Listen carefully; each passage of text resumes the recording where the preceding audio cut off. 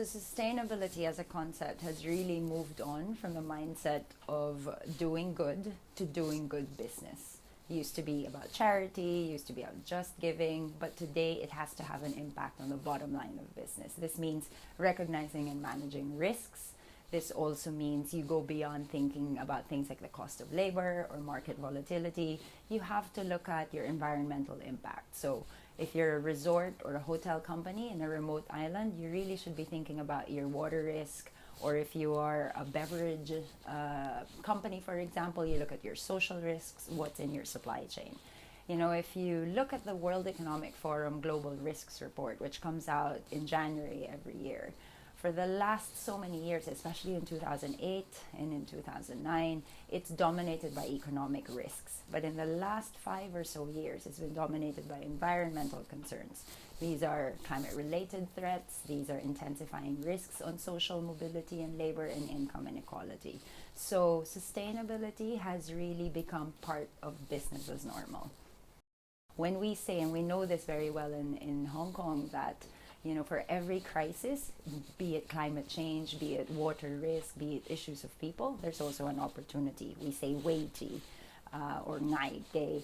And this basically tells us that there's always two sides, right? So whenever there's a potential for a risk or a challenge, there's massive opportunities. In fact, just in September, the Climate Week was happening with the UN, and it was held in New York, and they were saying that sustainable development is a 12 trillion US dollar opportunity. This means you have new products, be they healthcare or using data or agriculture and technology, renewable energy. There's so many new businesses that can come up. So if I was a company that used to be in one particular business, let's say it's microchips and technology, maybe I will look to expand to looking at new products and new things that I can sell, because there is an opportunity in the market.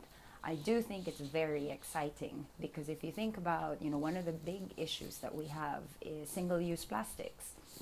And there is a massive opportunity to reduce single-use plastics, but to look at new opportunities. So if we have, say, companies like Carlsberg or Heineken or Coca-Cola, we used to think that the beer cans were put together by a 6-pack ring. They've actually taken all of that, and one of the things that Carlsberg has done was to use a snap pack.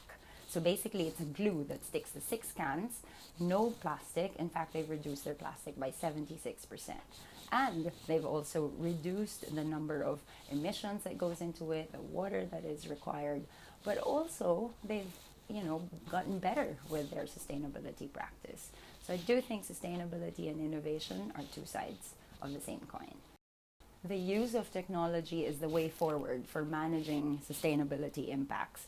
We always say you cannot manage what you don't measure. So when you measure, you can count manually, or you can use data, whether that means your air quality, that means your energy consumption, that means your efficiency and productivity in doing or performing your day-to-day business operations. But sustainability is grounded in data, so when you say sea level rise, or when you say you will set targets to reduce the amount of water that you use, you're heavily relying on data.